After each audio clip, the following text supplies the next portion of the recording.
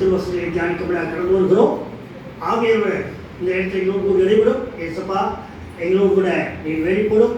அன்றைய திருவசனத்தை தியானித்து அன்றைய ஆவிக்குரிய வாழ்க்கையை நாங்கள் இந்த நாளிலும் வளர்ந்து கொள்ள நிற்கிற வைத்தார். இந்த நேரத்தின் மூலமாக வருகிற எல்லாத்துக்கும் உமக்கு ஏற்றிருக்கிறோம். நீ பிரேசி கிறிஸ்து நாமத்தில் பிதாவே. நல்லது. இந்த நாளிலே தியானிக்கும்படியாக தெரிந்து கொண்ட ஒரு தலைப்பு கிறிஸ்துவும் கிறிஸ்தவர்களும், கிரைஸ்ட் அண்ட் கிறிஸ்டியன்ஸ். இப்பேற்பட்ட ஒரு தியானம் அவ்வப்பொழுது நம்முடைய கிறிஸ்துவ வாழ்க்கையில தேவையாக இருக்கிறார். நாம் எல்லாரும் இயேசுவை ஆண்டவர் என்றும் கிறிஸ்துவை நம்முடைய ரட்சகர் என்றும் அறிந்தவர்கள் தான். ஆனாலும் ஒரு சுய பரிசோதனை நமக்கு தேவையா இருக்கிறது. செல்ஃப் எக்ஸாமினேஷன், ஒரு சுய பரிசோதனை எல்லாருடைய வாழ்க்கையிலும் தேவை. ஓடிக்கொண்டே இருக்கிற வாழ்க்கையில பரபரப்பாக ஓடிக்கொண்டே இருக்கிறோம்.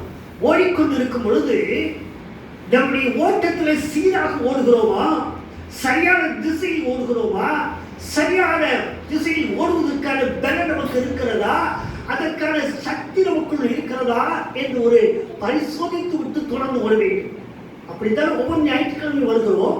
ஆனாலும் இன்று ஒரு சிறப்பு பரிசோதனைக்காக இந்த தியானம் நம்மை வழிவகுக்கட்டும். ஒரு முறை ஒரு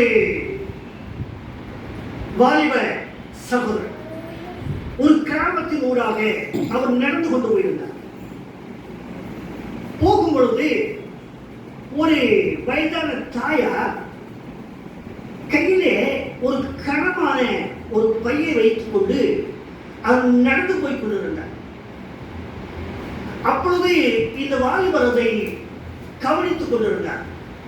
இந்த தாயார் கடினப்பட்டு சுமந்து செல்வது போல் தோன்றுகிறது இந்த வயதான தாயார் என்று அங்கே அருகில் சென்று அம்மா எங்கே போறீங்கன்னு கேட்டார். முதல்ல நான் இந்த பக்கத்துல அடுத்த தெருக்கு போறேன் தம்பி, உங்க பை ரொம்ப கனமா இருக்கும் பொழுது நான் அங்க வர கொண்டு வரட்டாமா அப்படின்னு கேட்டாங்க. அந்த வாலிபர் கேட்டாங்க. அந்த வாலிபர் வந்து அந்த அம்மாட்ட கேட்டாங்க. அந்த அம்மா அப்படியே அந்த வாலிபர் உற்று பார்த்துட்டு, தம்பி நீ கிறிஸ்டியனான்னு கேட்டாங்க. அவ்வளவுதான். நான் என்ன சொல்ல வரேன்னா, அந்த வாலிபர் அங்கேயே ஒரு கிறிஸ்துவராக ஜெயித்து விட்டான். ஒரு கிறிஸ்துவராக ஜெயித்து விட்டாங்க. அம்மா கேட்டாங்க, நீ கிறிஸ்டியனா தம்பின்னு கேட்டாங்கல்ல, அப்பவே அவன் கிறிஸ்துவ வாழ்க்கையில ஜெயிச்சுட்டான். நம்முடைய வாழ்க்கையில என்னைக்கான ஒரு சூழ்நிலையில யாராவது பார்த்து நம்முடைய கிரியைகளை பார்த்து, சகோதரி, தங்கச்சி, அம்மா நீங்க கிறிஸ்டியனா, தம்பி, ஐயா, சகோதரனே நீங்க கிறிஸ்தவரா என்று ஒரு உலகத்தில் ஒருவர் உணவை பார்த்து கேட்டு விட்டார், கிறிஸ்துவ வாழ்க்கையில் அன்று நாம் ஜெயித்து விட்டோம் என்று அர்த்தம். அப்படி நாம் கிறிஸ்துவை பிரதிபலிக்கிறவர்களாக இருக்க வேண்டும். அதற்காக நம்முடைய தலைப்பிலே கிறிஸ்துவும் கிறிஸ்தவர்களும் என்ற தலைப்பு வைத்திருக்கிறோம். அப்படியானால் நாம் கிறிஸ்துவை முழுமையாக புரிந்து கொள்ள வேண்டும். முழுமையாக புரிந்து கொள்ள வேண்டும். கிறிஸ்து என்பதற்கு அபிஷேகம் பண்ணப்பட்டவர் என்று அர்த்தம். இது நம்ம கேள்விப்பட்டிருப்போம். கிறிஸ்டோஸ் என்கிற கிரேக்க வார்த்தையிலிருந்து சொல்லியிருப்பார்கள். அபிஷேகம் பண்ணப்பட்டவர். எதற்காக அபிஷேகம் பண்ணப்பட்டவர்? அதுதான் மிக முக்கியம். என்று சொன்னால் அபிஷேகம் என்பது இருக்கிறது. ஆசாரிய ஊழியத்திற்கு ஆரோனையும் அவன் குடும்பத்தாரையும் என்னாகும் 3ஆம் அதிகாரத்தில் 18ஆம் அதிகாரங்களிலே அவர்களை ஆசாரிய ஊழியத்திற்கென்று அவர்களை அபிஷேகம் பார்க்கிறோம். யாத்திராகமம் 25-26 அவர்கள் எப்படி ஆசாரிய ஊழியத்திற்கு தங்களை பரிசுத்தப்படுத்திக் கொள்கிறார்கள், தங்களை வஸ்திரங்களை பரிசுத்தப்படுத்திக் கொள்கிறார்கள் என்பதை குறித்து அங்கே பார்க்கிறோம், வாசிக்கிறோம். அப்படி ஆசாரிய ஊழியம் இருக்கிறது. ஆசாரிய ஊழியத்திற்கு அபிஷேகம், அபிஷேகம் பண்ணப்படுதல் என்பதற்கும் எபிரேயத்திலே மெசிஹா என்று பொருள். நம்ம சொல்லுவோம் மெசியா என்று சொல்லுவோம்ல, மெசிஹா என்று வந்திருக்கும். அதைத்தான் கிரேக்கத்தில் கிறிஸ்து என்று பேர் சொல்கிறார். ஆக ஆசாரிய அபிஷேகம் இருக்கிறது. ராஜாவாக 1 சாமுவேல் 9ஆம் அதிகாரத்திலே சாமுவேல் ராஜாவாக அபிஷேகம் பண்ணுகிறார். அதே போல 1 சாமுவேல் 16ஆம் அதிகாரத்திலே ஈசாவின் மகனாகிய தாவீதை சாமுவேல் அந்த தைல குப்பை எடுத்து அவரை அபிஷேகத்தை எண்ணியார், அவரை ராஜாவாக அபிஷேகம் பண்ணுகிறார். இந்த அபிஷேகம் பார்க்கிறார். ஆசாரியனாக, ராஜாவாக, இது தீர்க்கதரிசிகளாக. எரேமியா 1ஆம் அதிகாரம், ஏசாயா 1ஆம் அதிகாரங்களிலே இந்த எரேமியா, ஏசாயா தீர்க்கதரிசிகளையும் இன்னவரை எல்லா தீர்க்கதரிசிகளையும் தீர்க்கதரிச ஊழியத்திற்கென்று அபிஷேகம் பண்ணுகிறார்.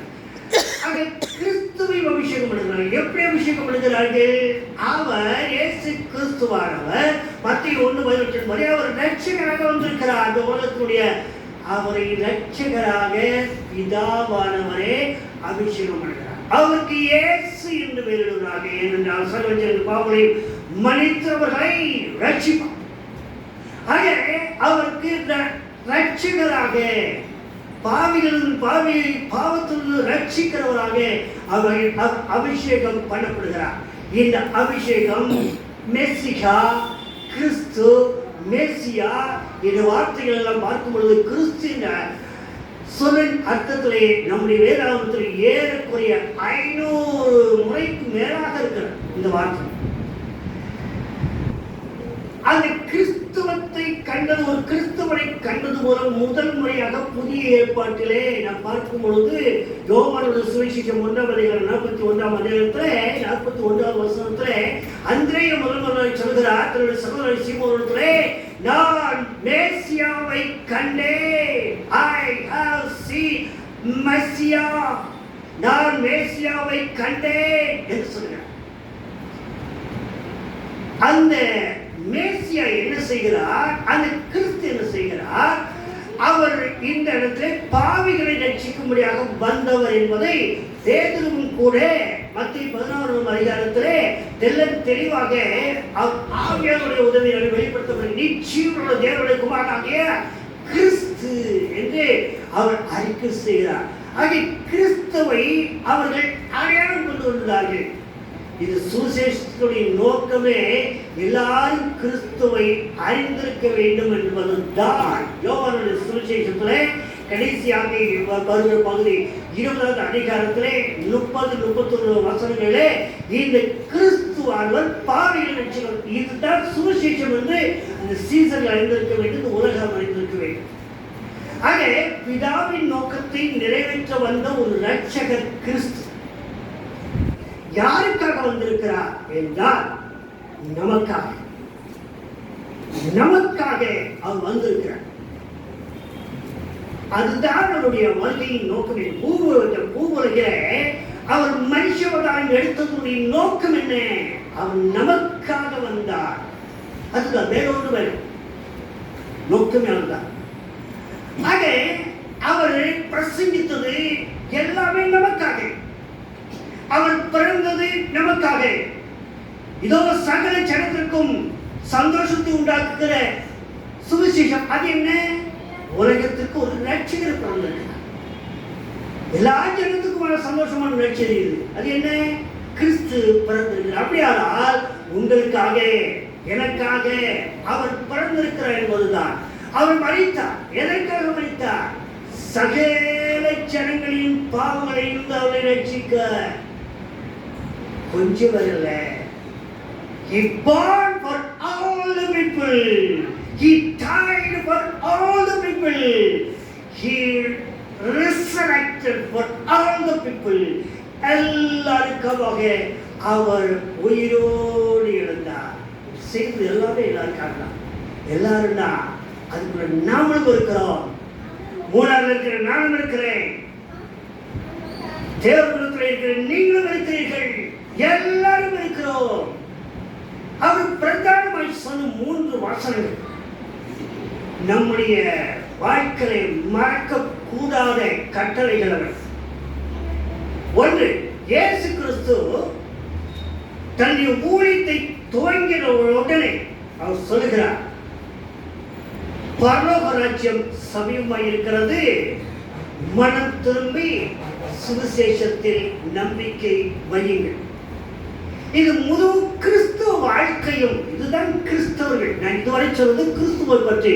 இப்பொழுது கிறிஸ்தவர்களுக்கான வார்த்தை சொல்கிறேன். இரண்டாவது பகுதியாக, முதலாவதாக பரலோக ராஜ்யம் சமீபமாய் இருக்கிறது, மனம் திரும்பி சுவிசேஷம். இதிலே ஒரு அறிவிப்பு இருக்கிறார். என்ன அறிவிப்பு? பரலோக ராஜ்யம் சமீபமாய் இருக்கிறது. ஆக இந்த பரலோக ராஜ்யத்திற்கு ஆயத்தமாக்குகிற வாழ்க்கை தான் கிறிஸ்துவ வாழ்க்கை. எல்கேஜி யூகேஜி நம்ம இப்போ ப்ரீகேஜி எல்கேஜி யூகேஜி தொடங்கி டிகிரி எல்லாம் முடிச்சுட்டு எதுக்கு படிச்சுட்டே இருக்கிறோம்?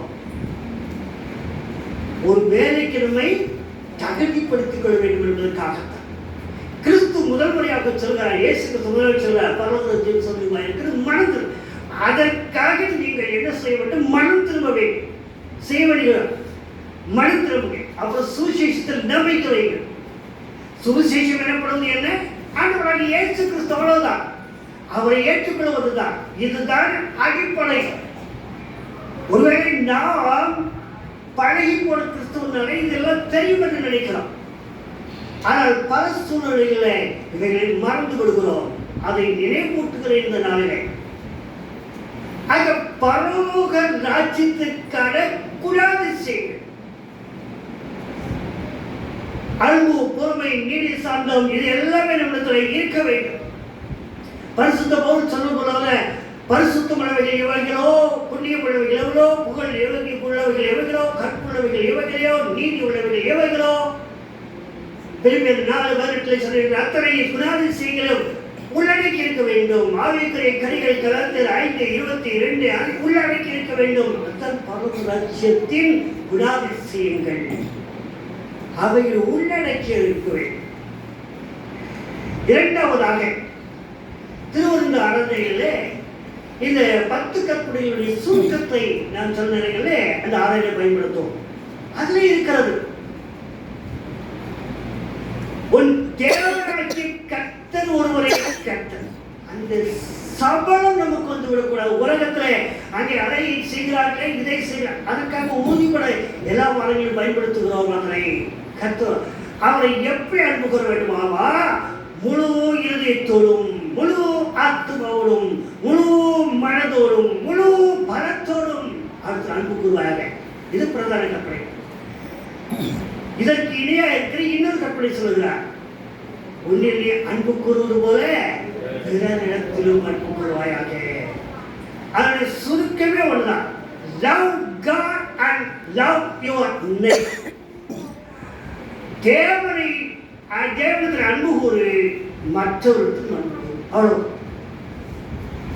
இது கிறிஸ்துவ வாழ்க்கை இருக்கிறது. அதான் தொடக்கத்தில் ஒரு சம்பவம் சொன்னா, நீங்க கிறிஸ்தவனா அப்படின்னு கேட்டுட்டாலே அந்த கிறிஸ்து சொன்ன கட்டளைக்கு நாம் அதன்படி நடந்திருக்கிறோம் என்று அர்த்தம். ஆண்டவர் சொன்ன முதல் வார்த்தை அது. ஊழியத்தின் நடுவில் சொன்ன வார்த்தை அது. மூன்றாவது, ஊழியத்தின் கடைசியாக உயிர் தந்த பிறகு ஆண்டவர் சொல்லுவா, நீங்கள் உலகமெங்கும் போய் சகல ஜனத்தையும் சுவிசேஷத்தை பிரசங்கிங்க, அவங்க எல்லாம் என்னுடைய சீடராக. சுவிசேஷத்தை பிரதிபலிக்க வேண்டும்.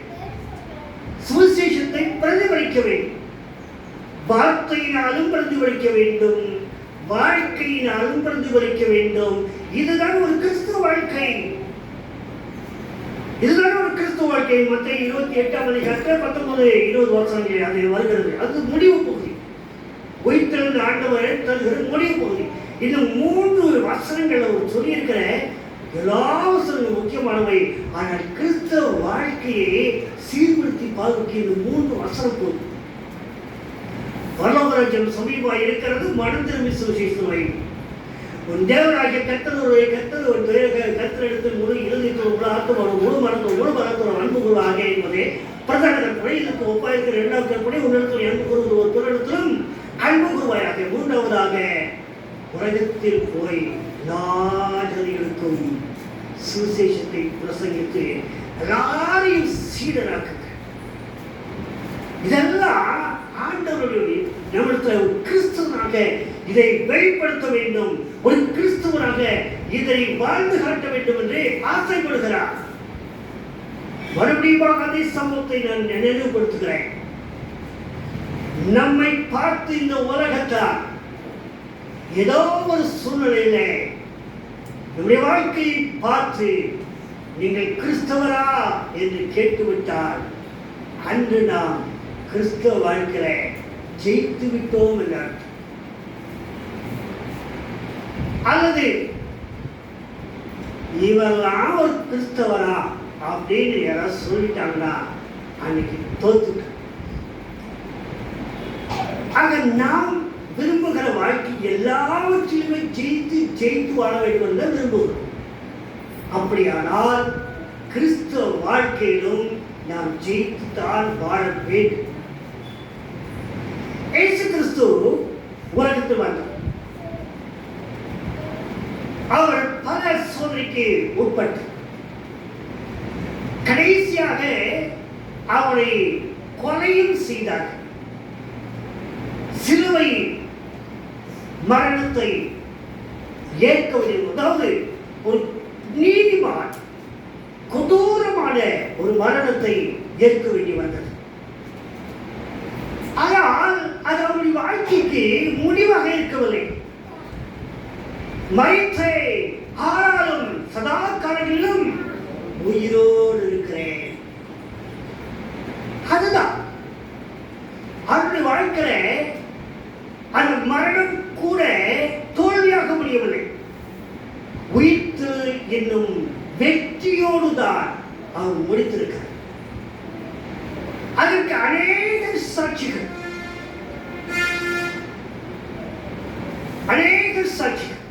உயிரோடு இயேசு கிறிஸ்துவை பார்த்த அநேக சாட்சிகள். ஆக அவர் வெற்றியோட வாழ்க்கையை முடித்திருக்கிறார்.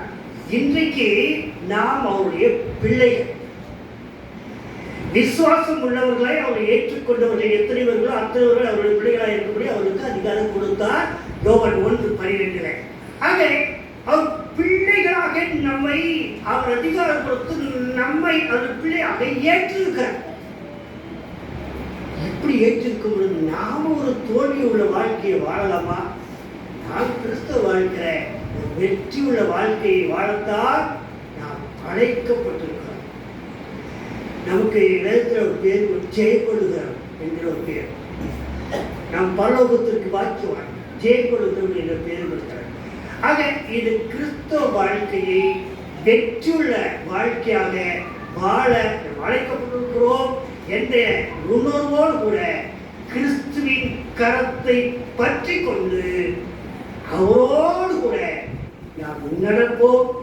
அந்த வெற்றி வேண்டாம். இயேசு கிறிஸ்து நமக்கு வெற்றியுள்ள வாழ்க்கையை கட்டளையிடுவார். இந்த திருவார்த்தைகளால் கர்த்தர் நம் ஒவ்வொருவரையும் ஆசீர்வதிப்பாராக. ஆமென்.